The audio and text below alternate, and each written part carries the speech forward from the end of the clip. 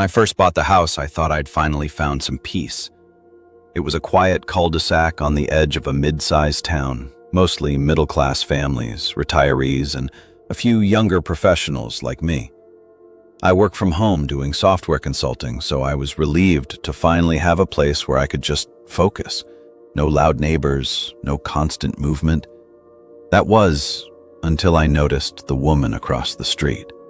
She was always there.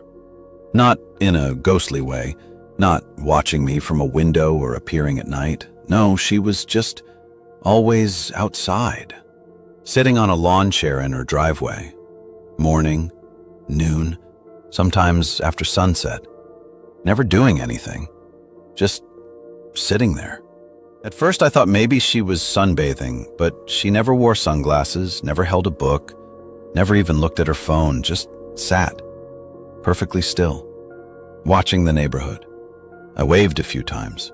She didn't wave back. Maybe she couldn't see me, but her head always followed movement. Delivery drivers, dog walkers, even kids on scooters. She turned slowly and deliberately, like she didn't want to miss anything. After a couple weeks, I stopped waving. One day, I caught her watching me directly. I was in my garage working on a shelf unit, and when I glanced across the street, there she was, sitting exactly the same way, eyes locked onto me. Not like a curious neighbor. It was blank, almost like she wasn't really seeing me, just noticing me. Later that week, I mentioned it casually to my next-door neighbor, Ron, a retired mechanic who'd lived on the block for 20 years. He sighed. "You mean June?" he said. "Yeah, she's harmless. Bit odd. Keeps to herself. She just sits there all day," I said. "Never moves." Ron nodded like he knew where I was coming from. "Her husband passed a few years back. Heart attack. She hasn't been quite the same since. She's got a son who visits sometimes. Nice guy." "What's with the driveway thing?" He shrugged. "Some people find comfort in routine. I think it's her way of coping." Seemed fair enough, but then things started getting strange. One evening, I got home from a late dinner with some friends, around 11 p.m. As I pulled into my driveway, I noticed June's chair was still outside. The porch light was off, the house was dark, but the chair was there, and it was empty.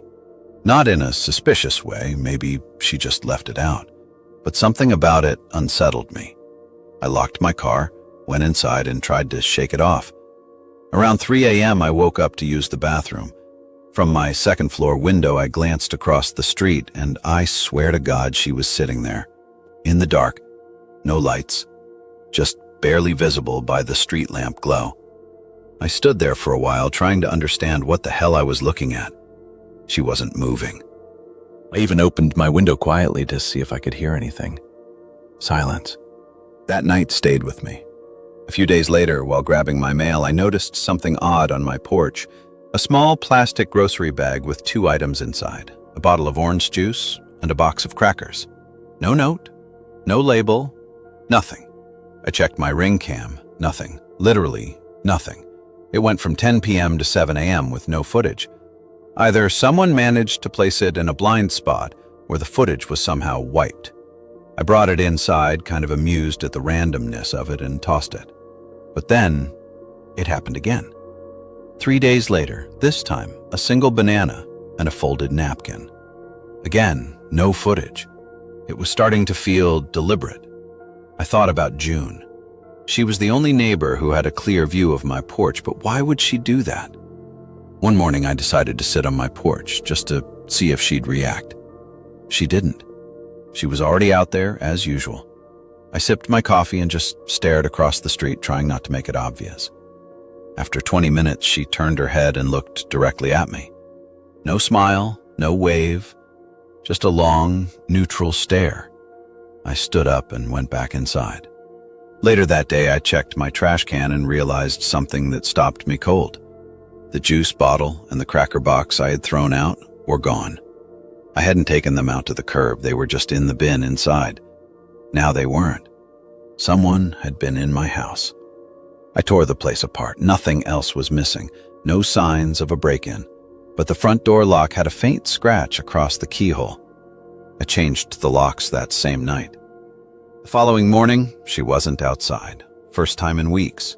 I almost felt relieved. Maybe this whole thing was just paranoia. Maybe she had nothing to do with any of it.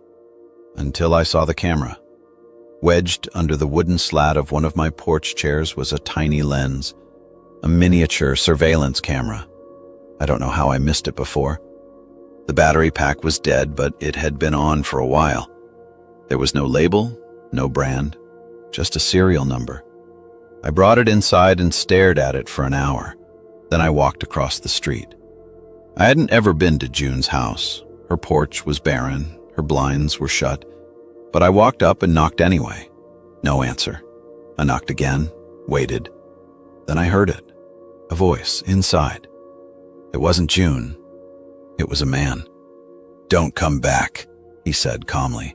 No yelling, no aggression, just firm, and close to the door. I froze. "I'm sorry," I said. "I didn't mean don't come back," he repeated. "This doesn't concern you." I turned and left. That was 2 weeks ago. Since then, June hasn't returned to her chair. The house is quiet, but something's changed. Yesterday, I came home and found one of my porch chairs moved. Just slightly, a few inches, angled toward the street. Under it, taped to the bottom, was another camera. This one was new, and it was turned on. I didn't sleep that night. The new camera sat on my kitchen table while I stared at it, wondering what kind of person would go to these lengths. Who was watching me and why? And most of all, how long had this been going on? I considered calling the police, but what would I even say? That my elderly neighbor used to sit outside all day and now she doesn't? That someone left a camera under my chair? It would sound unhinged. Worse, I had no proof who planted it. The next morning, I took a walk. Not just around the block, I circled through the back alleys, side streets, and looped behind June's house. It looked the same from the rear. Ordinary, quiet. But I noticed something strange. There was a side gate, slightly ajar. Wooden, old, one hinge broken. I glanced around. No one in sight. My heart hammered as I stepped through. Her backyard was empty. Overgrown grass, a rusted garden hose, a small shed with the door slightly open. I don't know what I expected. Maybe to catch someone back there or find answers scribbled on the walls, but it was just a shed. I almost turned back. Almost. But then I peeked inside. It was dark, dusty, full of junk. Paint cans, gardening tools, a few broken appliances. And at the back, sitting upright on an old milk crate, was a monitor. Not plugged in. Not even connected to anything. But the screen was cracked, and next to it sat a small pile of objects. A cheap digital watch, a cracked phone, a leather wallet. I leaned in. The wallet had an ID still inside. A man, maybe in his 30s. I didn't recognize him. The phone was dead. The watch had stopped at 2:47. I backed out of the shed fast. That night, I double-locked everything. I pulled all the porch furniture inside and left every light on in the house. The following morning, I saw Ron, the retired mechanic, out front cleaning his truck. I jogged over. "Hey, Ron, you remember June's son?" He paused. "Sure. Guy used to come by, what, once a month? SUV, beard, always wore that army jacket. Why? When's the last time you saw him?" Ron squinted, thinking. "Hell, maybe 5, 6 months ago. Haven't thought about him since. Why?" I hesitated. "You ever see anyone else over there recently?" Ron looked at me a little closer. "Something happen?" I didn't answer. He leaned in. "Look, I know you're new here, but sometimes it's better not to dig too deep. That house has always been strange. June used to be real sociable, baking pies, chatting with the neighbors, the whole thing. But ever since her husband died, it's like someone flipped a switch." He looked across the street. "I tried to help once," he added quietly. Knocked on her door, asked if she needed groceries. Someone else answered, said she was sleeping, but I could hear her in the back, crying. I asked if he remembered what the man looked like. Ron just shook his head, didn't get a good look, but his voice, it wasn't right. Cold, like he was reading off a script. That was enough for me. I went back inside, packed an overnight bag, and booked a motel 2 towns over. I needed space to think, to plan. The motel was nothing special, clean enough, quiet, but that night I finally let myself call the police. I didn't tell them everything, just reported a possible break-in, mentioned the camera, and asked for a wellness check on my neighbor. They said they'd send someone out. The next day I returned home. Police tape. June's house was surrounded. 2 cruisers, a crime scene van, a few plainclothes officers talking out front. I stayed across the street watching from behind my blinds. Later that evening, Ron knocked on my door. "You okay?" he asked. I nodded. "What happened?" He hesitated. "Cops found someone inside. A man, early 40s, said he was her son. But get this, they also found June." "Alive?" Ron shook his head. "No, long gone. Coroner thinks she's been dead for weeks, maybe longer." My stomach dropped. "So who was sitting outside?" I whispered. Ron didn't answer right away. "They're still figuring that out, but here's the thing. The guy they arrested doesn't match the photos of her son. Different height, different face. The neighbors across the way say he moved in months ago." He looked me in the eyes. "They think he was posing as her son, maybe longer than anyone realized." We stood in silence. "They found cameras in his room," Ron added. "Dozens. Hidden in clocks, smoke detectors, lawn ornaments. The guy was watching half the street. Not just you." I barely slept that night. 2 days later, I got a call from the detective. They'd found footage from one of the recovered drives, grainy, silent video, showing me on my porch, reading, eating, even napping. The footage spanned months. He asked if I wanted to press charges. I said yes, but that's not why I'm writing this. Because last night, I got an email. No subject line, no name, just a link to a private live stream. When I clicked it open, it was a view of my house from across the street, and the camera was moving.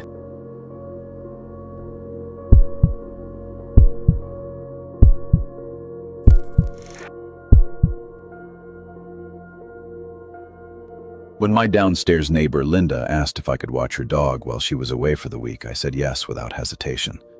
We weren't close friends or anything, just familiar neighbors. Linda was in her late 40s, always dressed in muted colors, worked at a local accounting firm, and had lived in the apartment below mine for over a decade. Her dog, Toby, a stocky little bulldog, was the most social member of their household. She knocked on my door the day before her flight. "He's low maintenance," she said. "Just feed him twice a day, walk him once, and make sure the front door's locked. He's not much of a barker, but he doesn't like strangers." "No problem," I told her. She handed me the keys, a bag of food, and a typed list of instructions, exact meal times, commands he responded to, and a note in bold at the bottom. "Please don't let him in the bedroom. He gets too excited and scratches at the furniture." The week started normally. I worked from home, walked Toby in the evenings, and stopped by her place twice a day. Linda's apartment smelled like lavender and old carpet, and had the kind of overly neat arrangement you only see in people who live alone. Toby was friendly enough, but didn't seem particularly attached to anything, just a sleepy little creature who followed me from room to room. But by the 3rd day, I started noticing little things. The first was the door. On Wednesday morning, I unlocked the apartment to find the front door already cracked open. I paused before stepping in. Nothing seemed disturbed, and Toby came waddling out like normal. I figured maybe I hadn't latched it properly the night before. But then it happened again. Thursday afternoon. I knew I had locked it. I always checked. I changed the locks on my own apartment that night, just in case. That same evening, while I was watching a show upstairs, I swore I heard Toby barking. Not a loud bark, more like a muffled, rhythmic sound. I muted the TV. Nothing. I shrugged it off, went down to check. The apartment was quiet. Toby was asleep in the living room. Then I saw it. The bedroom door was wide open. I froze. I'd been strict about keeping it closed, per Linda's request. I even used a rubber doorstop to keep it from swinging. Now, it was completely open. The doorstop was on the other side of the room near the window. I stared into the room. It was darker than the rest of the apartment. Curtains drawn, bed tightly made, nothing personal anywhere. Just a dresser, a mirror, and a lamp. Toby didn't seem bothered. He stayed near the kitchen, licking his paw. I quietly closed the door again and wedged the stopper underneath tighter than before. The next day, Linda texted me. "Hope everything's going smoothly. I forgot to mention, don't open the bottom drawer of the dresser in the bedroom. It's broken. Just leave it." No greeting, no context, just that one line. I hadn't touched the dresser, but now I felt compelled to look. I told myself not to. I even left the apartment and tried to focus on work. But my brain kept circling back to that bedroom. Why the drawer? Why now? By nightfall, I gave in. I went down, unlocked the door, and immediately checked the bedroom. Still closed. Doorstop in place. I stepped in. The room smelled stale, almost damp. I walked to the dresser and crouched. There were 4 drawers. I tugged gently at the bottom one. It didn't budge. Then I noticed the floor beneath the dresser wasn't even. The boards were slightly raised. I pulled the dresser forward an inch and heard something shift behind it, like metal brushing wood. There was a square panel in the wall, no bigger than a shoebox, painted over. It had a small notch on one side, just enough to grip with your fingers. I hesitated. Then I opened it. Inside there was a small space, barely deep enough to fit a loaf of bread, a hollow in the wall. In it, there were 4 things. 1, a child's toy, one of those old wooden spinning tops. 2, a single slipper, very small. 3, a folded piece of paper. 4, and a worn photograph of Linda, much younger, sitting on the front step of the apartment building. Beside her was a man I didn't recognize. I unfolded the paper. It was a list of dates and names, just 2 columns. The most recent name was underlined. Martha, apartment 3A. That was the tenant before me. She'd moved out a year ago with barely a week's notice. I remember the landlord saying something vague about family stuff. I felt my skin crawl. I put everything back, pushed the dresser into place, and shut the panel. I didn't sleep that night. The next morning, I received another text from Linda. "Can you feed Toby early today? Flight's changed. Be back late tonight." I didn't respond. Instead, I called the property manager, asked if he had any records on past tenants. He was reluctant, but eventually said, "Look, if this is about Linda, you're not the first person to call asking weird questions. That woman's lived there forever. Had a few roommates, 1 or 2 sublets, but nothing ever documented. Just people moving in and out quietly." I asked if anyone ever reported anything strange. He paused, then said, "Not officially." I went down to the apartment that evening. Toby wasn't at the door. I stepped inside. The living room was quiet, no barking, no Toby. "Hey, buddy," I called out. Silence. I walked toward the bedroom. The door was open again. Inside, the room was completely empty. No bed, no dresser, no lamp. Just bare floorboards and blank walls. I turned around and nearly screamed. Linda was standing in the hallway, but it wasn't the Linda I remembered. Her face looked harder, older, like the expression she wore was made of stone. "I told you not to open that drawer," she said. Her voice was flat. No anger, just certainty. I didn't respond. "I've had a lot of people help with Toby," she continued, "but most of them don't listen. You listened, for a while." "What is this?" I asked, backing away. She didn't answer, just stepped into the bedroom, looked around the empty space like she was admiring it. "Toby's not real, is he?" I said. "You have no dog." Linda smiled then, not kindly. Some people need stories to feel safe, she whispered. You needed a dog. I gave you one. I left, walked straight out the front door, up the stairs, and locked myself in my apartment. I didn't sleep. I didn't even sit down. In the morning, her place was empty. Like, entirely. Windows bare, door open, carpet stripped. No sign anyone had lived there. I asked the landlord. He said the unit had been vacant for 6 months.